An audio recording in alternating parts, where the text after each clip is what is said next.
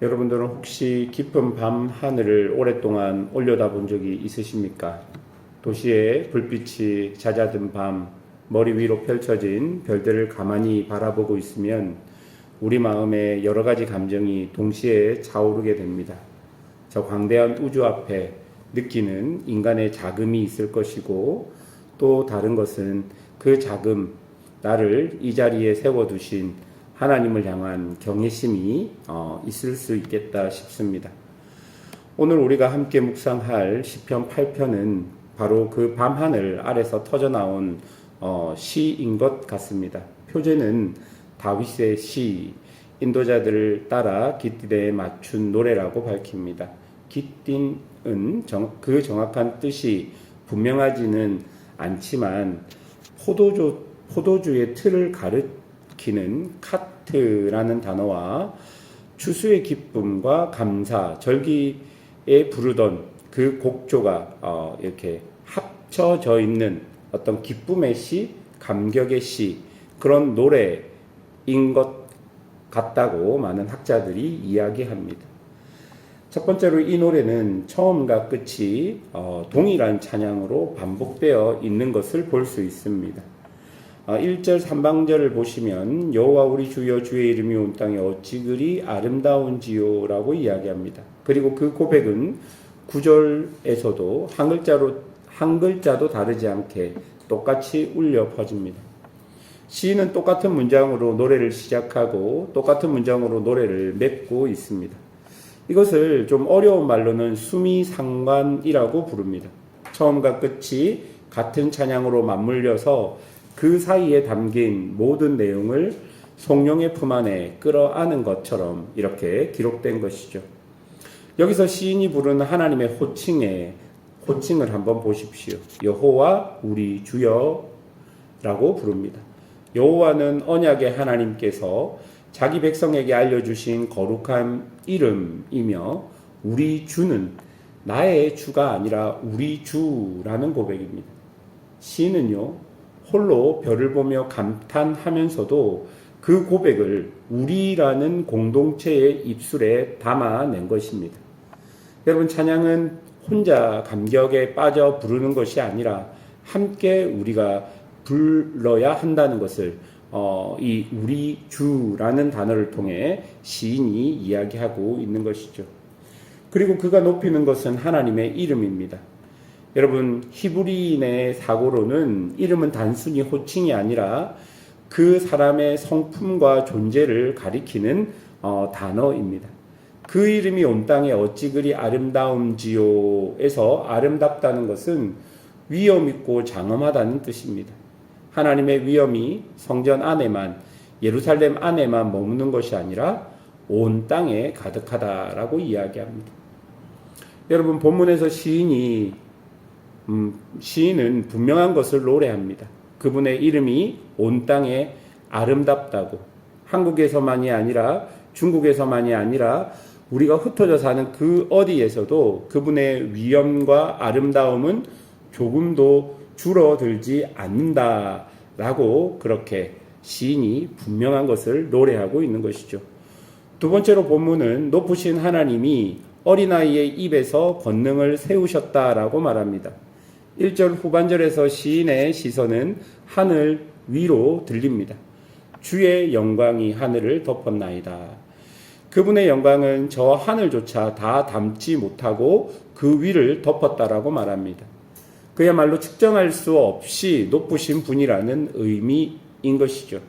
그런데 바로 그 다음 절 2절에 보면 주의 대적으로 말미암아 어린아이들과 젖먹이들의 입으로 권능을 세우시며 이는 원수들과 보복자들을 잠잠하게 하려 하심이니이다 라고 이야기합니다. 하늘보다 높으신 그분께서 자신을 대적하는 원수들을 잠잠하게 하시려고 무엇을 들여 쓰십니까? 군대도 아니고 권세자들도 아닙니다. 어린아이들과 젖먹이들이라고 본문이 이야기합니다. 그리고 권능을 세우셨다는 말은 곧 건물의 기초를 놓듯 견고하게 세운다라는 말입니다. 가장 연약하고 가장 보잘것없는 젖먹이의 입술을 가지고 하나님은 원수를 잠잠하게 하는 견고한 요새로 삼으셨다라는 것입니다. 세상의 계산으로는 도저히 이해할 수 없는 부분입니다. 그러나 이것이 한편으로는 하나님의 방식입니다. 그분은 강한 것을 누르지 않으시고 연약한 것을 들어 강한 것을 부끄럽게 하신다라고 말합니다. 훗날에 예수님께서 성전에서 어린아이들이 호산나 찬송하시는 것을 보고 분노하는 대제사장들에게 바로 이 시편 8편 2편을 인용하여 다시 말씀하시는 장면도 있습니다. 어린아이의 입에서 나온 찬양들이 권력자들의 그 마음과 저기를 잠잠하게 한 것입니다. 여러분, 우리 역시 작은 공동체입니다. 끊임없이 모이고 흩어지는 나그네의 공동체입니다. 세상의 눈에 볼 때 우리는 젖먹이처럼 연약해 보일 수도 있습니다. 그러나 바로 그 연약한 입술의 찬양을 하나님은 원수를 잠잠하게 하는 권능의 기초로 삼으신다는 것이죠. 우리가 이 낯선 땅에서 주일마다 모여 그분의 이름을 높이는 그 자체가 이미 어둠의 권세를 향한 선포가 된다라는 것을 본문을 통해 우리는 알 수 있는 것이죠. 세 번째로 본문은 별을 지으신 손가락이 사람에게 면류관을 씌우셨다라는 표현을 우리에게 보여줍니다. 이제 시인은 다시 밤하늘을 우러러 봅니다. 3절을 보시면 주의 손가락으로 만드신 주의 하늘과 주께서 베풀어 두신 달과 별을 내가 보으니. 여러분, 여기서 눈여겨보아야 할 단어는 손가락입니다. 저 광대한 하늘과 헤아릴 수 없는 별들이 하나님께서는 손가락으로 빚으신 작품에 지나지 않는다라고 말합니다. 우리에게는 어떻게 보면 압도적인 우주가 하나님께서는 손가락, 즉 손끝으로만 만드신 솜씨라는 것입니다. 그래서 그 광대함 앞에서 시인은 다시 묻습니다. 4절, 사람이 무엇이기에 주께서 그를 생각하시며 인자가 무엇이기에 주께서 그를 돌보시나이까. 사람은 죽을 수밖에 없는 연약한 존재를 가리키는 단어입니다. 인자는 곧 흙에서 난 아담의 자손이라는 뜻입니다. 그 흙 같은 미천함을 드러내는 단어이죠. 그 연약하고 흙 같은 존재를 그 광대하신 하나님은 생각하시고 돌보신다는 것입니다. 여러분, 이 생각하시고 돌보신다는 이 동사는 언약의 하나님께서 자기 백성을 잊지 않으시고 친히 찾아오셔서 보살핀다라는 말인 것이죠. 여러분, 강대한 우주를 손가락으로 지으신 분이 어찌하여 그 가운데 티끌과 같은 사람을 일일이 기억하시고 찾아오시겠습니까? 전 우주에 인간이라는 존재가 얼마나 작은지 우리는 가늠할 수도 없을 정도로 큰 우주와 그 속에 가늠할 수도 없을 정도로 연약하고 작은 존재가 인간인데, 그 온 우주를 만드신 하나님께서 그 먼지와 티끌보다 작은 인간, 아무것도, 전 우주를 통해 보면 아무것도 아닌 인간을 일일이 기억하시고 찾아오신다라는 고백입니다. 시인은 이런 하나님과 그런 하나님께서 인간을 고정하여 보는 그 시선에 감격했다라는 그 의미가 되는 것이죠. 그리고 5절부터 8절을 보십시오. 그 하나님보다 조금 못하게 하시고 영화와 종기로 간을 씌우셨나이다. 여러분, 영화와 종기는 본래 왕에게 돌리는 말입니다. 관을 씌우셨다라는 말은 면류관을 씌운다는 말입니다. 하나님은 흙에서 난 사람에게 왕의 면류관을 씌우셨습니다. 이어 6절과 8절까지 양, 소, 들짐승, 공중의 새와 바다의 물고기 곧 만물을 그 발 아래 두셨다 노래합니다. 여러분, 창세기 1장에 하나님이 사람에게 주신 다스리라는 통치의 사명을 그대로 시인은 노래로 부르고 있는 것이죠. 사람은 피조 세계의 폭군이 아니라 창조주를 대리하며 그 세계를 돌보는 청지기 왕으로 세움 받았다는 것을 시인은 노래하고 있는 것이죠. 그런데 여러분, 우리는 이 영광스러운 노래 앞에 한 가지 아픈 현실을 마주해야 합니다. 과연 오늘의 사람이 정말 만물을 그렇게 다스리고 있을까? 우리는 도리어 우리에게 맡겨진 세계를 망가뜨리고 우리 자신조차 다스리지 못하는 연약한 존재가 아닐까? 여러분, 히브리서 기자도 시편 8편을 인용한 뒤에 정직하게 고백합니다. 지금 우리가 만물이 아직 그에게 복종한 것을 보지 못하고. 그런데 여러분, 놀랍게도 히브리서는 곧바로 이렇게 다시 있습니다. 오직 천사들보다 잠시 동안 못하게 하심을 입은 자, 곧 죽음의 고난을 받으심으로 말미암아 영광과 존귀로 간쓰신 예수를 보니.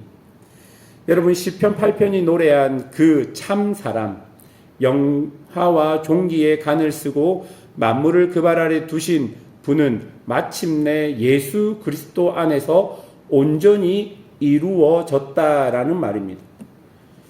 그분은 우리처럼 연약한 사람이 되어 오셨고 죽기까지 낮아지셨으며 부활하여 만물을 그 발 아래 두신 참된 사람이며 마지막 아담이 되셨습니다. 첫사람 아담이 잊어버린 그 왕의 자리를 그리스도께서 회복하신 것입니다. 그러므로 우리는 이제 이 시편을 그리스도 안에서 노래해야 하는 것이죠.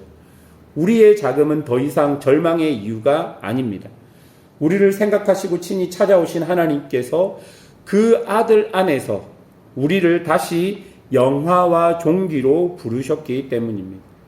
사랑하는 여러분, 우리가 어디 있든 그분의 이름은 온 땅에 아름답습니다. 우리의 자금 가운데 권능을 세우십니다. 흙 같은 우리에게 면류관을 씌우신 그분을 처음에도 찬양하고 끝에도 찬양하는 이 시편의 이 고백이 우리 삶 속에 있어야 하는 것이죠. 말씀을 맺겠습니다. 오늘 시편은 하나님의 광대하심을 노래합니다. 그러나 그 광대하심의 핵심에 하나님께서 인간을 어떻게 보고 있는지를 우리에게 보여줍니다. 그러나 인간은 죄로 말미암아 그 모든 것을 잃어버렸지만 아들 예수께서 이 땅에 오셔서 그 잃어버린 모든 것들을 회복시켜 주신 것이죠. 어쩌면 이 시편 8편은 그 메시아의 구원과 구속을 보지 못했지만 하나님의 언약 안에서 그것을 여전히 노래하고 있는 시편이기도 한 것입니다. 여호와 우리 주여, 주의 이름이 온 땅에 어찌 그리 아름다우냐라는 고백은 그래서 구약의 고백만이 아니라 우리가 살아가는 지금의 고백일 수 있겠다 싶습니다. 오늘도 이 시편의 이 놀라운 찬양을 마음에 품고 여러분 삶에 적용시키며 살아가시는 성도들이 되시기를 주님의 이름으로 축원합니다. 함께 기도하겠습니다.